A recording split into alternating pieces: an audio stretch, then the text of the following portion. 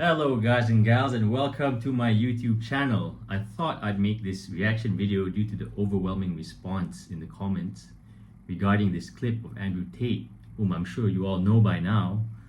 Top G stuff, you know. First of all, as a disclaimer, I do not support Andrew Tate, although I do find him entertaining, and I believe you shouldn't take his advice literally for those who may be inclined to. There is some truth in what he says, and that's what makes him really popular, especially in this day and age where everybody is trying to be politically correct. So without further ado, let's have a look at that video. On Islam and everything, because I know in the Quran and stuff, like you could have up to 4 wives and stuff. So I've seen you talk about it a little bit. Okay, now I'm not going to go into details like, about the 4 wives issue. I'll leave that for another video perhaps. It is an interesting topic which I know a lot of feminists would be fuming over, but as with all things, try and look at it through a rational perspective and you will understand the wisdom behind it. So okay, let's continue watching the video. I think it's the last religion on the planet. You think it's the right religion? I think it's the last religion. So if it's, here you see Andrew mentions it is the last religion standing. Let's not get it mixed up with thinking that he is in any way supporting or even agreeing with Islam.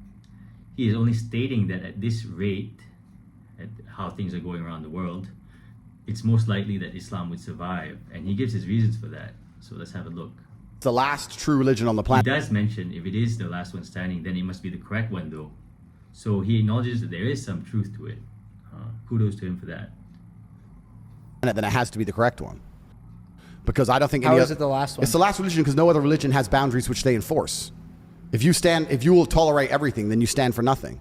If your book says X, but you refuse to say the book says this, I'm sticking to what the book says. Doesn't matter what the subject. Life all the time, irrespective of so-called human evolution, like how some people think of it and say, oh, that was back then and this is now, you know, we've evolved and stuff. You'll see the other guy also mentioned, you know, it was written 1,000 years ago. But see, irrespective of what so-called human evolution, like how people think it was then thousands of years ago and this is today. So in Islam, what is true then stands true throughout of time, regardless of whether it's modern, you know, regardless of how we move scientifically and how we've had all these great inventions and all that. Because the truth is, remember, humans, regardless of time, have innate tendencies which, to be honest, have never evolved. I mean, a human is a human. They still need to eat, sleep, and so forth. So yeah, let's go. If you're a Christian, 99% of Christians are ignoring every single rule inside the Bible every single day. Christians interpret the Bible, you're saying? Like they pick and choose what they want to they'll try and say I interpret. Here it says only Muslims follow their book.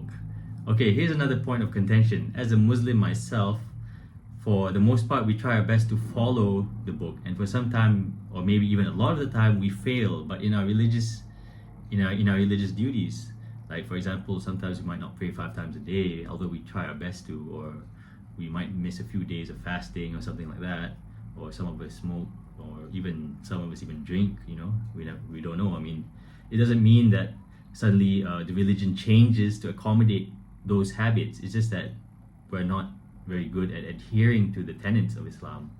See, the thing is, we acknowledge that what we do is wrong rather than try to justify it or you know what I mean? Like, we don't change things.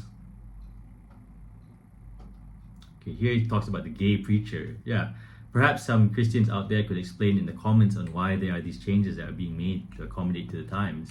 I don't have an answer and I don't know, but I don't see this happening with Islam.